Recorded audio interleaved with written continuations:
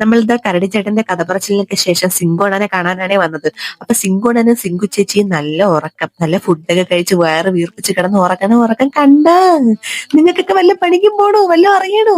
തിന്നാ ഉറങ്ങ എന്താ അല്ലേ? സിങ്കുച്ചേട്ടന്റെ ഉറക്കം കണ്ടിട്ട് എനിക്ക് തന്നെ ഉറക്കം വേണം ഗൈസ്. അത് കഴിഞ്ഞിട്ട് നേരെ വന്നപ്പോഴത്തേക്ക് ഇതാ ആരാ എവിടെ എന്ന മട്ടിൽ ഒരാൾ നിൽക്കുന്ന കണ്ട. പുള്ളിക്കാരത്ത് ബോർ അടിച്ചിരുന്നപ്പോഴാണെന്ന് തോന്നുന്നു നമ്മൾ വന്നതാട്ടാ. അത് തൽപര കക്ഷിയല്ല, പക്ഷെ ഇവൻ തൽപര കക്ഷിയാ. പിന്നെ നമ്മൾ നേരെ പോയത് ഹിപ്പോപ്പൊട്ടാമസിനെ കാണാനാണ് ഗൈസ്. ഹിപ്പോപ്പൊട്ടാമസുകൾക്ക് നല്ല തീറ്റയിലാണ്.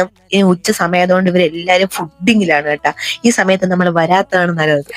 എന്ത് തീറ്റയായത്, പതുക്കെ തിന്നണോ, ആരും കൊണ്ടുപോകത്തില്ല.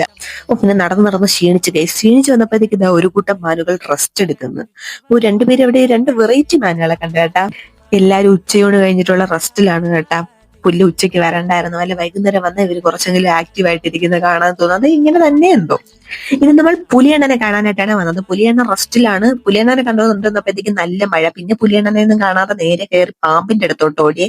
അവിടെ ആകുമ്പോഴത്തേക്ക് മഴ കൊള്ളാതെ നിൽക്കാം. അകത്തും ഫോട്ടോഗ്രാഫി അലൗഡ് അല്ല എന്നാണ് എഴുതി വെച്ചേക്കുന്നത്. എന്നാലും നമ്മളങ്ങ് ഫോട്ടോ എടുത്ത്. ഇതിനകത്ത് കയറിയാൽ നമുക്ക് വെറൈറ്റി പാമ്പുകളെയൊക്കെ കാണാൻ കേട്ടോ. ഒരുപാട് ഒന്നും ഇല്ല, കുറെയൊക്കെ നശിച്ചു പോയെന്നാണ് തോന്നുന്നത്. വെറൈറ്റി പാമ്പുകൾ കേട്ടോ. നമ്മളെ നാട്ടിൽ കാണുന്ന ചേര സഹിതം ഇതിനകത്തുണ്ട്. ഇതാ ഒരു ആമക്കുട്ടൻ, കാണാൻ നല്ല ക്യൂട്ടായിരുന്നു കേട്ടോ. പുറത്ത് നല്ല പെരുമഴ, അകത്ത് നല്ല പാമ്പ്. ഇതാരാ ഇത്? മുട്ടിലെഴിഞ്ഞ് എങ്ങോട്ടാ?